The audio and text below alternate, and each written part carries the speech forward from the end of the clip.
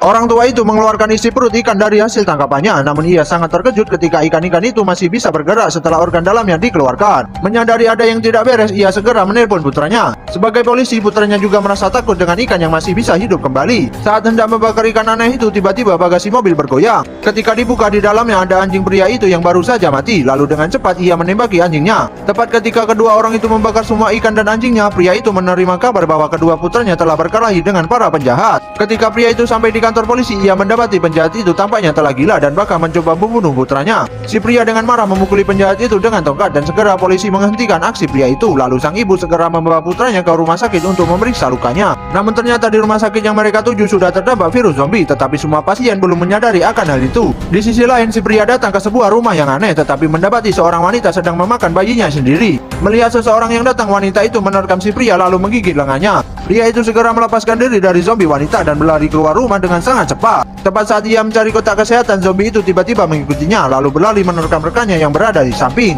Si pria segera menghabisi zombie itu dengan kapaknya, lalu setelahnya ia segera membawa rekannya ke rumah sakit. Tetapi saat dalam perjalanan ia bertemu dengan ambulan milik istrinya. Sepertinya ibu dan anak itu membawa mobil tersebut setelah mengetahui rumah sakit sudah dikuasai oleh para zombie. Istrinya berhasil keluar dari mobil tetapi putranya masih terkunci di dalam. Tanpa diduga, zombie di dalam ambulan menggigit anaknya. Lalu pria itu berusaha menyelamatkan anaknya dengan melepaskan sebuah tembakan. Namun tanpa diduga, anaknya dari dalam menendang zombie itu, lalu tubuh zombie itu menabrak dirinya tanpa disengaja. Zombie itu berusaha menggigit si pria, tetapi untungnya istrinya tiba tepat waktu dengan gergaji mesin untuk membunuh zombie itu. Lalu mereka membakar semua zombie yang telah mereka kalahkan di tengah jembatan. 6 bulan kemudian seluruh kota telah hancur, tetapi untungnya si pria dan putranya masih bisa selamat. Orang-orang dengan kulit kuning tampaknya memiliki kemampuan khusus untuk melawan virus zombie, dan pria itu juga memimpin orang yang tersisa untuk membangun sebuah tempat perlindungan. Mereka tidak hanya mendirikan banyak pos pemeriksaan di sekitar tempat itu, tetapi juga memblokir semua jalan yang menuju pintu masuk ke dalam.